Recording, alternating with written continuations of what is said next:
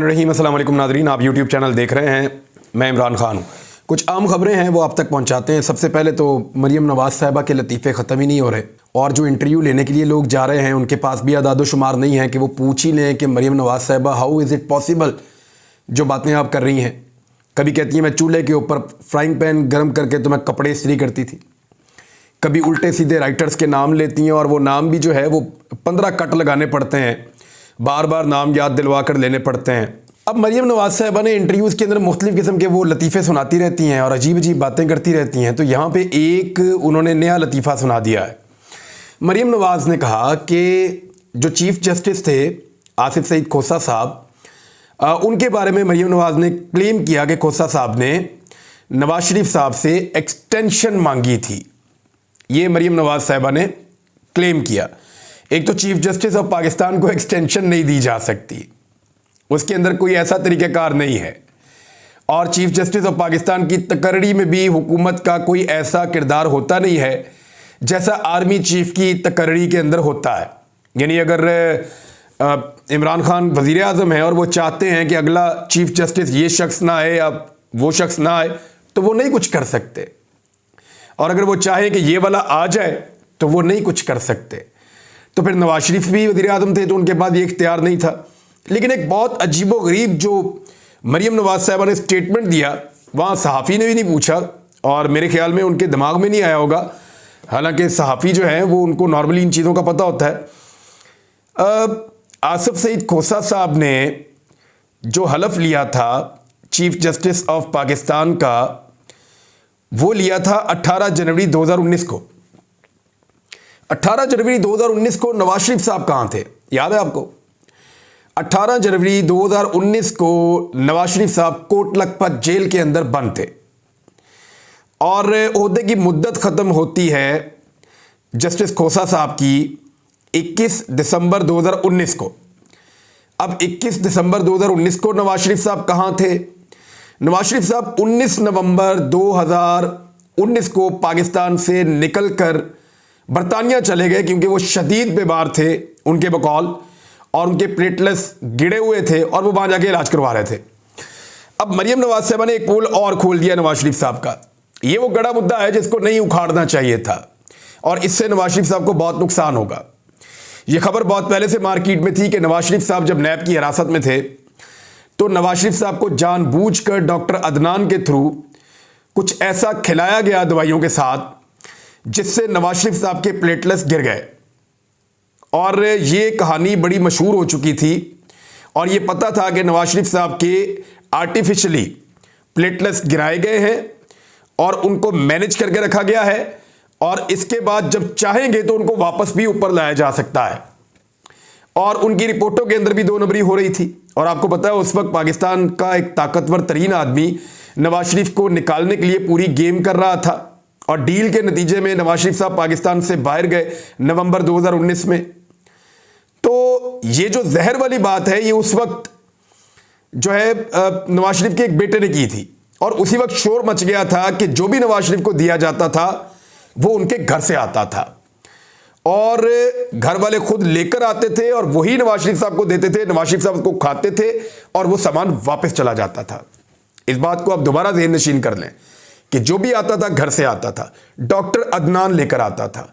Doctor Adnan को अगर गिरफ्तार किया जाता और उनसे पूछा जाता कि आप बताइए कि आपने नवाज शरीफ साहब को ऐसा क्या दिया, तो सारा का सारा पोल खुल जाना था कि ये प्लेटलेट्स किस तरीके से मैनेज किए गए और कैसे गिरे हैं। अब मरियम नवाज ने क्योंकि ये बात कर दी है तो नवाज शरीफ से जब ये सवाल किया गया बरतानिया में तो उन्होंने कहा कि उन्हीं से पूछें जिन्होंने जहर दिया, यानी नवाज शरीफ के पास भी इस सवाल का जवाब नहीं है। तो ये एक ऐसा पोल है मरियम नवाज ने जो नवाज शरीफ का खोल दिया कि अब उनके पास सवालों के जवाब नहीं होंगे। जैसा कि हीथ्रो एयरपोर्ट पे नवाज शरीफ साहब जब उतरे बरतानिया में तो उन्होंने अपना पहला टेस्ट करवाया उसी दिन जिस दिन वो वहां पहुंचे। उस दिन उनके प्लेटलेट्स बिल्कुल नॉर्मल थे, 2.5 लाख। 3 दिन बाद फिर टेस्ट करवाया, प्लेटलेट्स नॉर्मल थे, 2.5 लाख। और आज तक वो रिपोर्टें ऐसी छुपा कर क्लासीफाई करके रखी हैं शरीफ खानदान ने कि आज तक उन रिपोर्टों को सामने नहीं आने दे रहे। पाकिस्तान के अंदर एक दिन में 3 मरतबा रिपोर्टें दिखाई जाती थी कि ये देखें प्लेटलेट्स, ये देखें प्लेटलेट्स, ये देखें प्लेटलेट्स। लेकिन जैसे ही नवाज शरीफ जहाज के अंदर बैठे उस लम्हे के बाद से लेकर आज तक इन्होंने रिपोर्टें नहीं दिखाई कि रिपोर्टों के अंदर एक्चुअली है क्या। अदालतें कहती रही कि लाओ रिपोर्टें दिखाओ, तो तब भी नहीं दिखाई। तो ये जो मरियम नवाज साहिबा ने एक और बहुत बड़ा भंड मार दिया है कि जस्टिस खोसा जो है नवाज शरीफ साहब से एक्सटेंशन लेना चाहते थे। भाई नवाज शरीफ साहब तो जेल में थे, उस वक्त वजीर आजम इमरान खान थे, और वजीर आजम इमरान खान भी एक्सटेंशन नहीं दे सकते थे। यानी एक्सटेंशन लेनी है तो जेल के एक कैदी से लेनी है, एक्सटेंशन तो लेनी है तो वजीर आजम के पास जाना है, और वजीर आजम के पास भी वो इख्तियार नहीं है। इवन वो इख्तियार पाकिस्तान में किसी के पास भी नहीं है, ऐसी एक्सटेंशन हो नहीं सकती। तो ये मरियम नवाज साहिबा ने एक और काम डाल दिया आपके सामने। पाकिस्तान तहरीक इंसाफ ने कुछ बड़े अहम फैसले किए हैं, लेकिन चंद चीज़ें मैं आपको पहले बता देता हूँ। एक तो इमरान खान साहब ने मुलाकातें की हैं उन तमाम कारकुनों से जो ख़ास तौर पे उनसे जो थोड़े स्पेशल लोग हैं, बच्चे हैं, बुज़ुर्ग हैं, कुछ ख़वातीन आ जाती हैं, कुछ ऐसे नौजवान आ जाते हैं बाहर जो शुरू के दिनों से वहाँ पे मौजूद हैं या रोज़ाना आते हैं ज़मान पार्क में इमरान खान साहब की हिफाजत के लिए।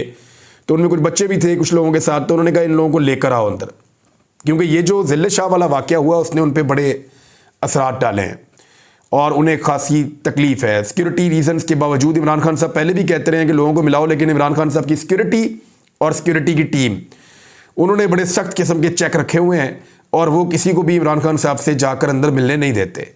और उन्हें इस बात का खदशा रहता है कि कोई भी शख्स कोई केमिकल साथ अंदर ला सकता है, हाथ के ऊपर मल के कोई चीज़ ला सकता है, या कुछ ऐसी चीज़, कोई स्मेल ऐसी अंदर ला सकता है, या कुछ भी तोहफे के तौर पे कोई चीज़ दे सकता है जिससे नुकसान पहुंच जाए। क्योंकि सब लोगों को फ़र्दन तो सिक्योरिटी वाले जानते नहीं हैं, तो उन्होंने आसान तरीका ये ढूंढा कि लोगों को बाहर रखा। लेकिन आज इमरान खान साहब ने खासा इसरार किया, उन्होंने कहा जी लोग जाके बाहर देखो, जो लोग डिज़र्व करते हैं और शुरू से वहाँ बैठे हुए हैं उनको अंदर लेकर आओ। तो अब इमरान खान साहब थोड़ा थोड़ा लोगों से मिलना शुरू करेंगे, तो ये एक अच्छी बात है। लेकिन सिक्योरिटी के जो प्रॉब्लम्स हैं वो भी साथ साथ रहेंगे और इस बात का सबको पता है। डार साहब जब तक पाकिस्तान में है तब तक तो इलेक्शन के बारे में PMLN सोच भी नहीं सकती।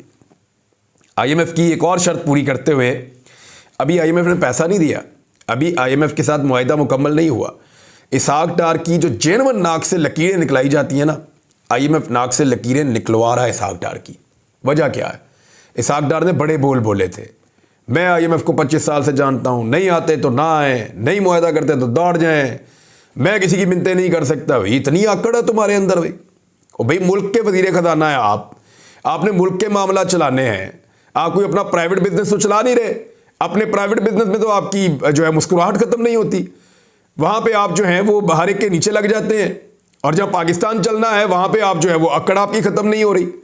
तो डार साहब की आकड़ जो है वो ऐसा लगता है कि IMF तोड़ रही है, और उनकी आकड़ के चक्कर में कौम की कमर अब टूट रही है। क्योंकि IMF ने जो कहा उसके मुताबिक डार साहब ने मुआहिदा होने से पहले ही जो बिजली के सार्फिन के लिए बिजली की कीमत 14 रुपये 24 पैसे फी यूनिट तक महंगी कर दी है। यानी 14 रुपये 24 पैसे तक फी यूनिट महंगी कर दी। और याद रहे बिजली पहले ही दुगनी कीमत की हो गई है, और ये 3 गुना से ज़्यादा कीमत की बिजली होती चली जा रही है। तो पाकिस्तान के आम लोग किस तरीके से गुजारा करेंगे, किस तरीके से पाकिस्तान के आम लोग जो हैं वो अपने अखराजात पूरे करेंगे, ये तो अभी आने वाले दिनों में पता चलेगा।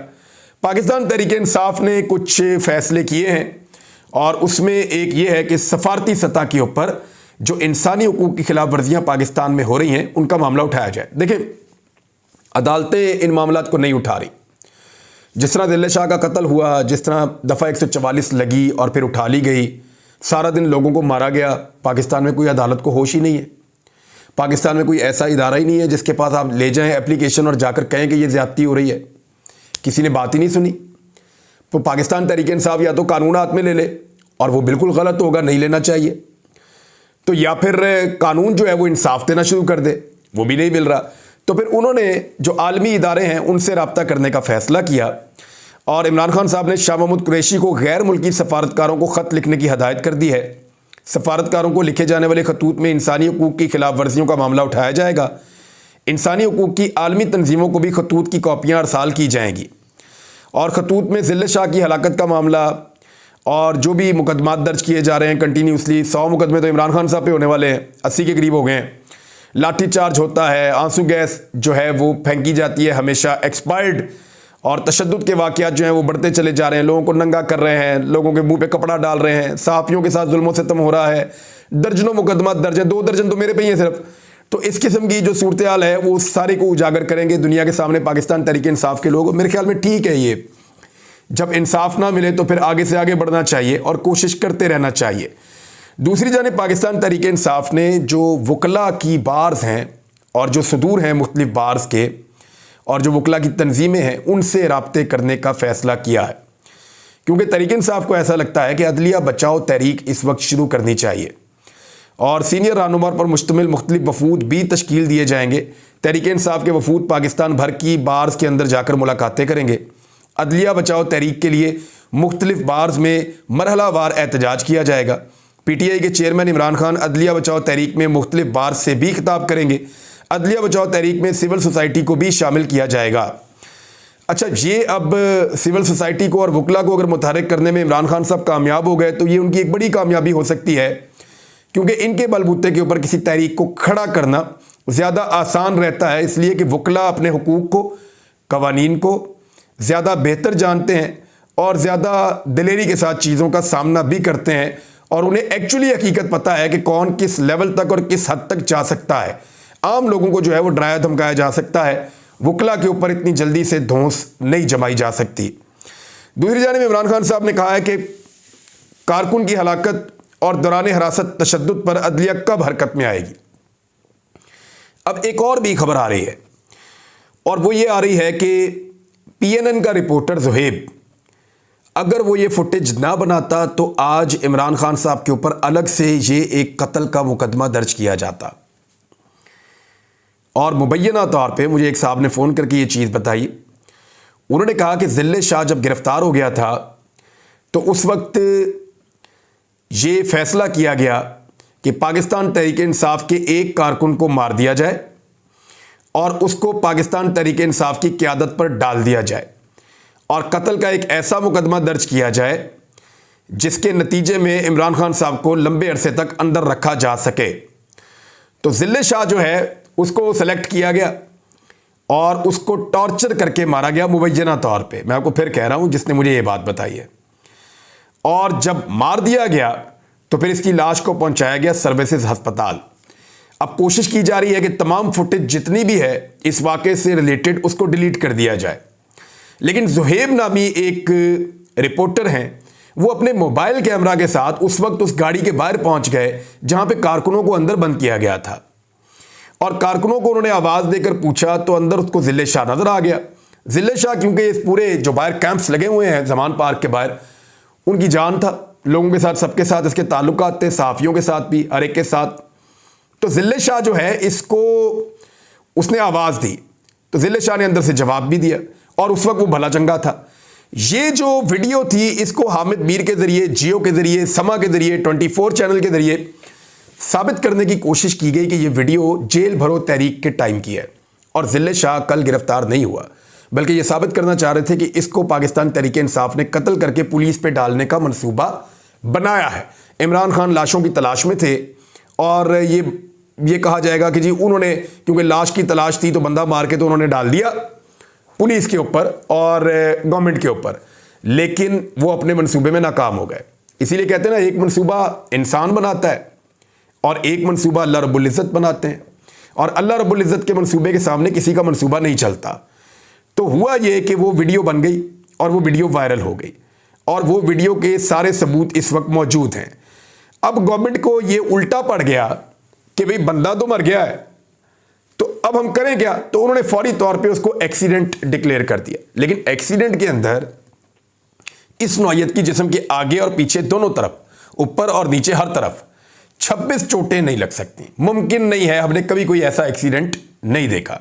और ज़िले शाह हिरासत में था, एक ऐसा आदमी जिसको गिरफ्तार किया गया था वो कैसे किसी और जगह पे चला गया और वहां पे उसका एक्सीडेंट हो गया? How is it possible? ये मुमकिन नहीं है। और जो बाकी लोग थे वो कहां पहुंचे थे और उनके ऊपर कहां टॉर्चर किया गया था, और जो 7 गिरफ्तार किए गए थे, ये पूरी इन्वेस्टिगेशन मांगता है मामला। इस पर एक जुडिशल इंक्वायरी होनी चाहिए। साजिश जो है वो बेनकाब हो चुकी है, लेकिन ताकत जो है वो अपना काम दिखा रही है और ज़िले शाह के वालिद ने कहा है कि वो कोई कार्रवाई नहीं चाहते। अब आपको अंदाज़ा है कि जब कोई ऐसा कहे और उसके सामने 2 चैनल्स के माइक हों, एक जियो टीवी और एक 24 चैनल, तो आपको आइडिया हो जाना चाहिए कि एक्चुअली इसके पीछे खेल क्या है। इमरान खान साहब ने कहा कि हुकूमत के क्रैकडाउन का मकसद इलेक्शन से फरार हासिल करना था, और साथ ही साथ उन्होंने कहा कि टैक्स पेयर के पैसे से मरीम नवाज की मुहिम चलाई जा रही है और मुझे इलेक्शन कैंपेन चलाने से रोका जा रहा है। और साथ ही उन्होंने कहा कि इनका मकसद था कि क्रैकडाउन का मकसद लाशें गिराना और उन्हें उठाकर बलूचिस्तान ले जाना था, इमरान खान को उठाकर। वो वैशी जिन्होंने तशद्दुद से हमारे ज़िले शाह की जान ली दरिंदों से भी बदतर हैं। इमरान खान ने कहा कि शहीद सहाफ़ी अरशद शरीफ का क्या कसूर था, पूरी कौम जानती है कि वो राह हक पर था, कोई इसको ख़रीद नहीं सकता था। इस तरह के सहाफ़ी के साथ ऐसा सलूक किया गया।